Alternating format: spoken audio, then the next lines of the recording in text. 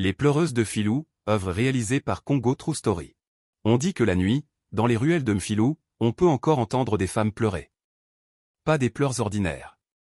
Des pleurs qui appellent. Des pleurs qui t'attirent jusqu'à ce que tu ne puisses plus revenir. Mais personne n'y croit vraiment. Jusqu'à ce qu'un jour, Junior, un jeune étudiant, décide de vérifier cette légende. C'était un vendredi soir.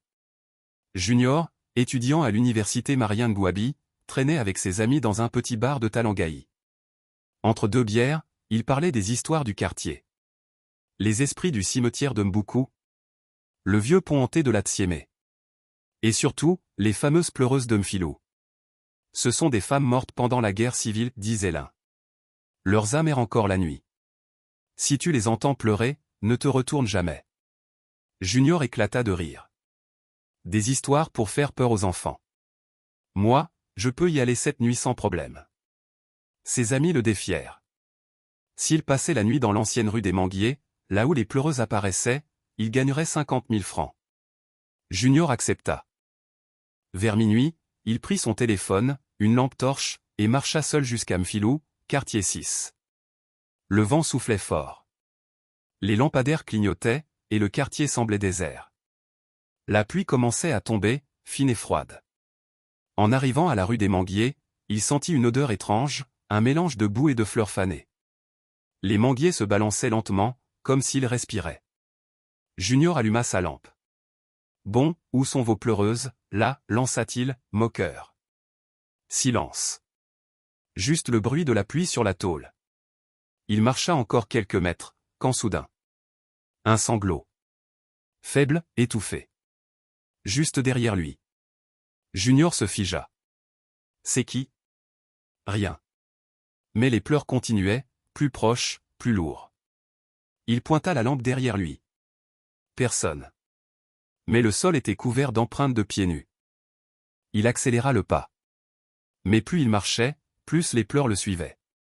Un, puis deux, puis trois gémissements distincts. Des voix de femmes, qui pleuraient en chœur, doucement d'abord, puis de plus en plus fort. Maman, maman, aide-nous. Junior sentit son cœur s'emballer.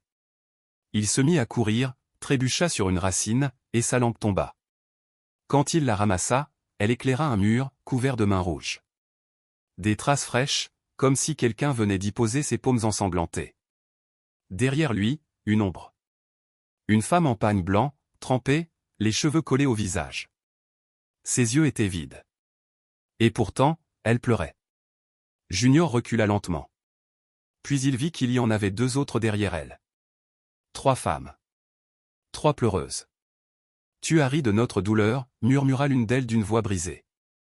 Maintenant, tu pleuras avec nous. Les lampadaires s'éteignirent tous d'un coup. Des cris. Un souffle. Et puis plus rien.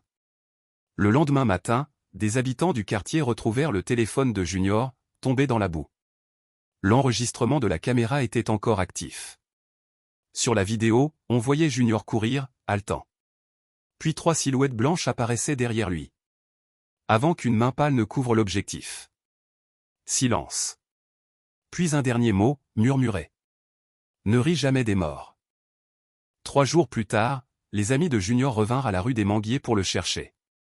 Ils trouvèrent, accrochée à une branche, une chemise trempée appartenant à Junior.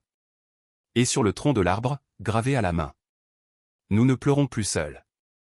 Depuis ce jour, quand la pluie tombe sur Mfilou, les habitants ferment leurs fenêtres. Car ils savent que les pleureuses pleurent encore. Et parfois, si tu tends bien l'oreille, tu peux entendre une 4e voix qui s'est ajoutée aux autres.